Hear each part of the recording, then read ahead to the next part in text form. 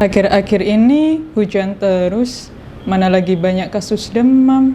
Dikiranya demam biasa, nggak taunya demam berdarah. Hati-hati ya, demam berdarah itu beda banget dengan demam biasa. Terus, pernah denger nggak sih berita tentang demam berdarah yang menyebabkan kematian? Kenapa bisa gitu? Oke, mari kita bahas. Saya Dr. Istiana, dokter intensif Rumah Sakit Bayangkara, Lumajang. Disebutnya juga demam berdarah. Jadi ada unsur demam dan juga ada unsur perdarahan. Karena apa? Karena dalam demam berdarah sudah pasti ada perdarahan dalam tubuh kita. Pola demam pada demam berdarah sendiri itu seperti tapal kuda. Jadi pada hari ke-1 sampai hari ke-3, demam akan naik tinggi. Kemudian pada hari ke-4 dan ke-5, demam akan turun. Ingat, banyak orang menganggap ketika demam turun, mereka sembuh. Tetapi bukan. Ini malah fase kritis, yaitu fase berbahaya bagi penderita demam berdarah. Pada kondisi ini bisa menyebabkan pasien shock hingga kematian. Kenapa bisa begitu? Baik, pada demam berdarah sendiri terjadi kebocoran pembuluh darah.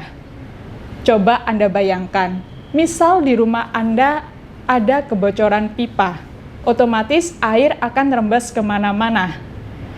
Ini sama seperti pada kejadian demam berdarah. Jadi pada kasus demam berdarah, terjadi kebocoran pada pembuluh darah, sehingga komponen-komponen darah akan rembes kemana-mana, bisa menyebabkan shock, tensi rendah, kemudian jika rembes pembuluh darah ke paru-paru dan menyebabkan kantong paru-paru penuh, maka akan sulit bernafas.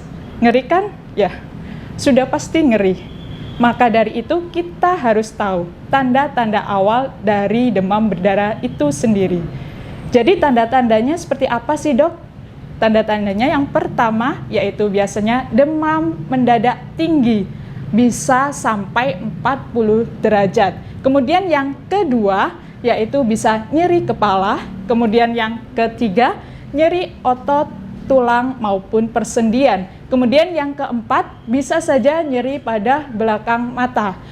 Kemudian yang kelima, yaitu ini sering banget terjadi pada kasus-kasus pasien demam berdarah, yaitu nafsu makan maupun minum menurun. Kemudian yang keenam, bisa muncul bercak-bercak kemerahan, bisa dilihat terutama di lengan, bisa pada bagian tubuh yang lainnya juga. Kemudian pada kasus yang parah, bisa menyebabkan perdarahan hingga shock. Kemudian untuk mencegahnya bagaimana sih, Dok? Ya, untuk mencegahnya sendiri sering kita dengar yaitu 3M+. Jadi untuk 3M sendiri, M yang pertama yaitu menguras dan menyikat. Kemudian untuk M yang kedua yaitu menutup tempat penyimpanan air. Untuk M yang ketiga yaitu memanfaatkan barang-barang bekas yang sudah tidak terpakai. Kemudian untuk plusnya sendiri apa saja, Dok? Jadi plus ini digunakan untuk mengurangi gigitan nyamuk dan juga tempat perkembangbiakan nyamuk. Jadi untuk yang pertama yang bisa dilakukan yaitu dengan memelihara ikan yang bisa memakan jentik-jentik nyamuk.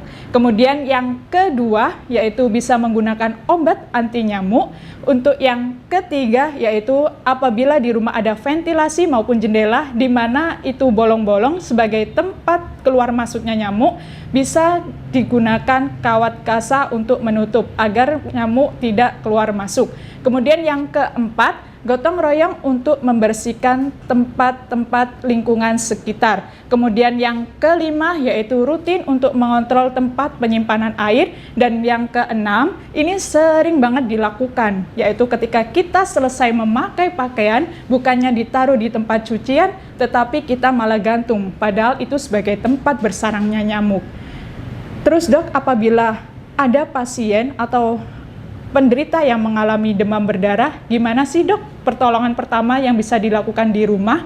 Nah, ini bisa dilakukan yang pertama yaitu mengonsumsi cairan sebanyak-banyaknya. Karena pada kondisi pasien demam berdarah bisa terjadi shock karena kekurangan cairan. Untuk menghindari hal tersebut bisa dengan mengonsumsi cairan sebanyak-banyaknya.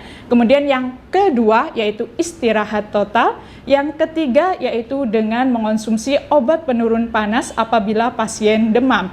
Kemudian yang keempat, apabila ada keluhan seperti mual, muntah, bisa mengonsumsi obat-obatan sesuai keluhan pasien. Kemudian jika pada pasien terdapat perdarahan seperti mimisan, gusi berdarah, kemudian timbul bintik-bintik merah pada lengan atau bagian tubuh lainnya maupun BAB hitam, segera bawa ke fasilitas terdekat untuk dilakukan rawat inap dan dievaluasi secara ketat. Jangan sepelekan demam berdarah, sayangi nyawa Anda. Sekian, terima kasih.